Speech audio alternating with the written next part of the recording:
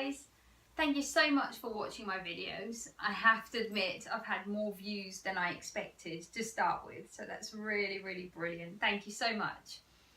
Now, if you remember in my first video I mentioned the importance of finding people who can help you. So if there's something you want to achieve, finding somebody out there who can help you, because 9 out of 10 times somebody's already done it and they can help you. So why take the hard route? Why not find somebody who can guide you and teach you what they've already learned and what they've already done?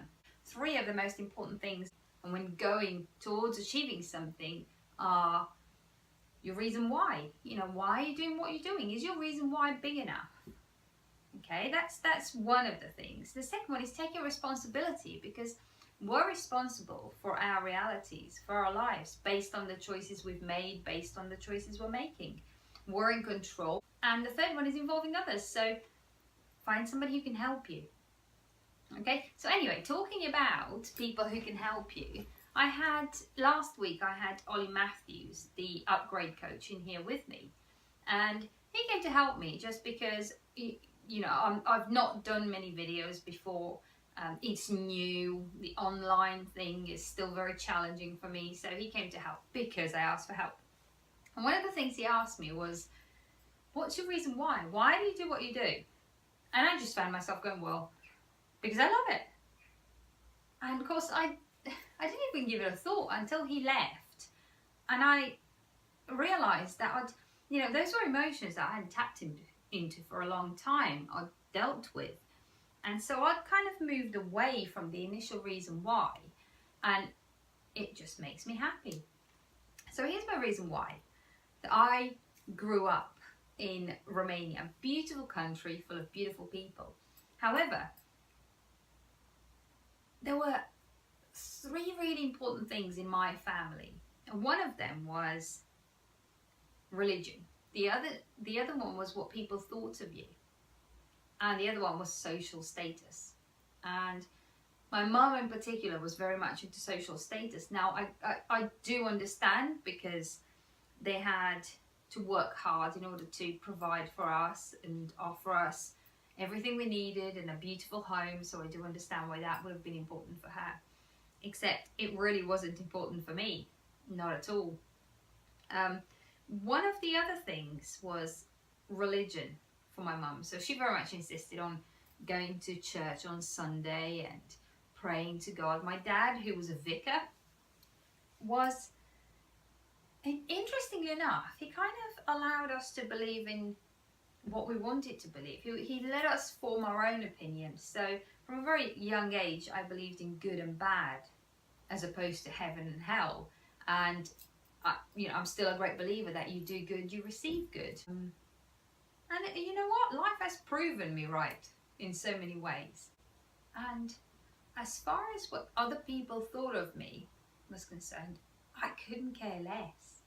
I really couldn't care less. As far as I was concerned, it was their opinion, my life. So, you know, unfortunately, I was one of the very few people who thought that way. So my dad was a vicar and the headmaster of a theological seminary, university lecturer. My mum was his PA and an accountant. My brother was academically up there, and I loved English and I loved people. You know, something that could make my day, for example, was giving a handful of sweets to the little boy who sat by the skip. And they still do. If you go to Romania, you will see quite a lot of little children sitting by the skips waiting for people to bring food or bring their rubbish out and whatever leftover foods they can find in there. And that used to make my day. And my mum quite often used to say, "You're so naive. You're not going to achieve anything in life with this attitude. Stop being so naive." And I thought, I don't know, selfless act. There's a lot to be said for selfless acts. And then amazingly, things just come to you. Good things just come to you. But at the time, I just thought I was really odd. I was a complete daydreamer. You know, sometimes I'd engage with people that my mum didn't want me to engage with just because I thought I could help. I thought I could offer a reassuring word. I thought I could offer them a cuddle, make them feel better. I was always able to make them feel better. I had no idea how I did it, other than being silly and hyper. But I used to frustrate the living daylights out of my parents. In school, I was a daydreamer. And funnily enough, if I was really interested in something like the English class, I could engage. I was there. My brain was smoking. I was concentrating so much. But anything else, and I just couldn't engage. I was looking out the window thinking, oh, I'd much rather be out there than sitting here. And I just couldn't concentrate at all. So as I said, I thought I was really odd. So I don't know what happened. All of a sudden, I just became really low and kind of mixed with the wrong crowds. Started rebelling against everything that was asked of me. So I ended up putting myself in danger. My first sexual experience was rape. I wasn't into drugs and alcohol as much as some of the children my age were. In fact, I wasn't interested in drugs at all. Alcohol, well, I think youngsters get to a point where they think it's cool. For me, it was more self-destructive behavior, as self-harm. I started self-harming. I stopped eating. Somebody in school told me I had a big bum, and I took that literally. Plus, that was the one thing I could control, what I put in my body. Nobody could tell me what to do. Nobody. They could try, but they weren't going to get anywhere. So I had anorexia, bulimia, compulsive eating. I then met this guy who was coming to Romania to work with the orphanages, to help the children from the orphanages. And he offered me the opportunity to come to England on holidays. But it always came at a cost. And at the time, I didn't realise that, as long as I was close to him and as long as I cuddled him and told him I loved him a lot, I could get nice things, I could do what I wanted. He was smiling, he was happy. And as I got older, he used to use his hand healing, as an excuse for touching me. So, okay, there'll be things like, oh, there's a lump there, or, oh, there's something wrong here, or, oh, you need an internal examination to make sure everything's okay. So I ended up being sexually abused. Now, even so, at the time, I didn't realise what was happening. And my mum was right. I was naive. I didn't realise. I felt ashamed, but at the same time, I'd kind of made my bed, I'd made my bed, so therefore there's no way I was going to admit that whatever situation I'd got myself into wasn't very good. I was very stubborn, and I strongly believed at the time that my parents would say, you made your bed, you sleep in it. But anyway, I came to England every holiday from when I was 12, and then at 18 I moved here. I completely moved here. But in those times, there was that promise: if you give me what I want from you, then you can go to university. I couldn't go to university because it was too expensive. I ended up going to college. He paid for my first year in college, and I carried on doing what I was asked to do. Every time his wife was out to work, and I remember she used to work through an agency, through a care agency actually. Every time she was out to work, he would find an excuse to either give me an internal examination, or apparently I was an extension of him, so therefore his biggest pleasure was to give me an orgasm. So you can see how messed up. And at the same time, I was going through eating disorders, and I hated myself. I was useless. I was hopeless. The words that I used to say to myself, unreal. Stop being so stupid. Why so stupid? And you can never achieve anything in your life. You're so naive. Why are you letting yourself down? You deserve this. So there was like whirlpool in there of negativity. But anyway, when I got to 18, something snapped. And all of a sudden, I said, this is wrong. This is so wrong.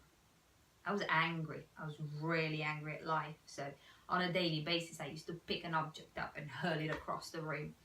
And at times, the anger was so overwhelming that I struggled to control it. And I thought, one of these days, I'm going to do something hideous. Now, this whole time, there were two parts of me. There was one part of me that was self-destructive, screaming for help. I was cutting myself. I was either not eating or binging and being sick. I started to get massive headaches, my weight, I was down to 5 stone. At the same time, there was this other part of me that thought, I'm going to get out of here. I'm going to achieve good results. I'd already promised my dad that if I was going to leave Romania, I would get good results. So there was that part of me. I'm going to get good results. I'm going to get a job. And I'm going to get out of here. And when I get out of here, I won't have to see your face again. So there was that part of me, that really motivated and determined part versus that self-destructive part. And to the outside world, I always came across as really strong, really confident, really powerful. And that's because I suppressed that vulnerable bit. So I got to the point where I couldn't cry. I used to get this knot in my throat, this lump in my throat. And I would have loved to be able to cry, but I just couldn't. It was that suppressed emotion. So, you know, thinking, you deserve this, you've done this, why have you done this, why have you allowed it, to, I'm going to get out of here. And when I do, hell, sod you. I don't have to see you ever again. So always two parts. And I always say to people, you know, which one are you going to feed? Which one are you going to invest into? Self-destructive bit or the bit that drives you, motivates you forward? So I self-destructed for a long time. Even afterwards, I started drinking a lot, and it got to the point where I was drinking a lot. I self-destructed a lot, but at the same time, the stubborn part of me helped me to achieve good results. I was working night shifts, 6 night shifts a week, and going to college during the day in order to raise money to get out of there. So when I stopped doing what I was asked to do, as I said, something snapped. I'm not doing this anymore. That was after my first year in college. And so he said, well, if we're not close anymore, then you're going to have to pay for your own course because I can't pay for it. And I said, okay, that's fine. It's okay. So I took this night shift work in a nursing home, working at $3.60 an hour. And I was determined. 6 nights a week, plus sometimes I would go into work on a Saturday night, finish on a Sunday morning, sleep for 5 hours there, then wake up, have a shower, go back to work till the evening, and then back at college on Monday. I was determined that I would pay for my own college and get the hell out of there. I managed to raise £2,000, and luckily there was a beautiful lady in my class who said, you know, I can see how hard you're working and I've got some money saved up. I can lend you the other 2,000 because otherwise I wouldn't have been able to do my college course. It was £4,000 a year. And so she lent me the money. And even to this day, I am so grateful because she helped me do my second year in college, move out of there and start to look after myself a little bit, because I was buying 1 box of cereal a week and eating out of that, or a packet of 6 bread rolls and eating 1 roll a day so I could save all my money to pay for my college. But anyway, so she lent me the money and I managed to raise the money and pay it back after quite a long time, as you can imagine, at £3.60 an hour. After that I joined an agency, Better Healthcare, which I absolutely loved working for. And my favourite was mental health. And I worked in mental health for many, many years, and I loved it because I knew how those people felt. There was so much that I understood because of, I practiced self-harm and self-sabotage for so many years, and so I got really good at it. So I knew how they were feeling, and I found that I was buzzing when I was amongst those people. The thrill, it's unbelievable. And at college I was studying French, Spanish and computing. My plan was to become an interpreter and a translator, and that was kind of my dream ever since I was little. Also, I thought it was my dream, because actually if I think back, I used to say doctor, and I've always been fascinated with psychology. So, just to show you, things happen for a reason. Because I stayed in care. I joined the agency and I stayed in care and I loved it. So the idea of all of a sudden of doing translating and interpreting and sitting behind a desk, it was just not appealing at all. And whilst I was helping other people, it was taking my mind off my own issues, because I was thriving at work, but deep down, I wasn't happy when I was amongst those people, when I wasn't helping. So I started to question, am I actually helping these guys for them, or am I doing it so that I can survive? I was doing both. But if I have a challenging day, if I do something as simple as focus on somebody else just for a while, it calms me right down. It makes me feel grounded again. So I stayed in mental health. I absolutely loved it. I moved on, got a better paid job, still in mental health, moved away from that guy, moved away from him. So I'd had from 13, rape, self-harm, anorexia, bulimia, compulsive eating, drinking, borderline alcoholic, back to self-harm. You can imagine, by the time I had my little boy, I was a wreck. And I think my little boy, I think he pretty much saved my life, because all of a sudden I had this little thing, little person that I had to be responsible for. So I gathered all my strength and thought, right, things have to change, because now I have this little person who's dependent on me. Now, for the first 2 years of his life, I wasn't that well.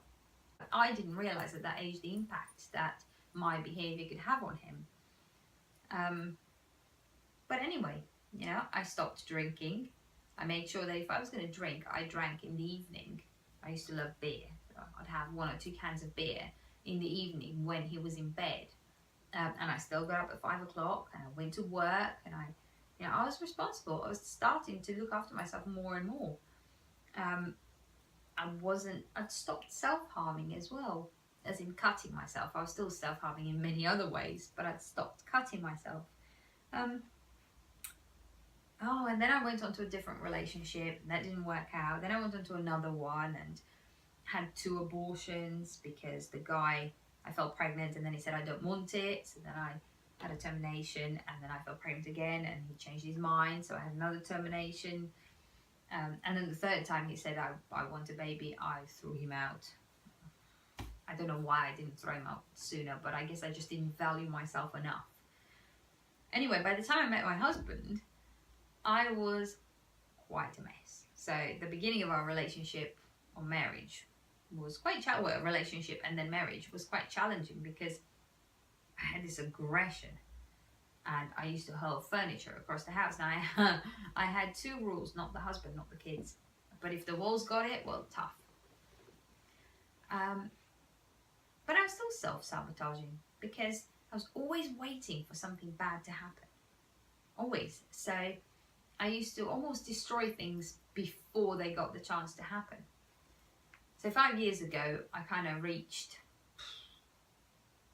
the end of my strength. So I ended up having hypnotherapy with Graham Bolter, Wellbeing Therapies, who's now my mentor. And it was just amazing. He changed my life. So on my last session, I swore blind that when my head was in the right place, I would be back and I would do what he did. And the reason I wanted to do what he did is because he changed my life, and I wanted to change other people's lives. I wanted nobody to feel as I did. I wanted nobody to feel as lonely, as useless, as worthless, as fed up with life as I did, and guilty for allowing certain things to happen. Angry with myself. I mean, sometimes I'd look in the mirror and I hated what I saw. I disrespected what I saw. My inner voice, I used to hate silence, because that inner voice and my thoughts used to come in, and they weren't encouraging thoughts. They were nasty thoughts. And he taught me how to turn it around. And he offered me the support that I needed to be able to move forward and to be able to build that strength. And I feel so empowered. I mean, I felt empowered at the time, but as time went on, I got stronger and stronger and stronger. And so that's why I started doing what I was doing. I've always been passionate. I've always loved working with mental health. But I found that I used to get quite frustrated, because as a support worker, there's only so much you can do before you have to hand it over to the nurses and the doctors. With this, I can make a huge difference. And if I can help it, and if I can reach out to more people, less people are going to feel as overwhelmed with life as I did. less people are going to self-harm, less people are going to self-sabotage and, you know, attempt to commit suicide, fall in depression, anxiety. Less people, because there are more and more coaches, more and more therapists out there, more and more opportunity to help, to pull our strengths together and help those people. So that's my reason why. Thank you for listening. And remember, if you want to achieve something, find somebody who can help you. Find somebody who's already done it. People are so happy to help when you reach out and ask for help. Okay? Till next time. Thank you so much. Bye.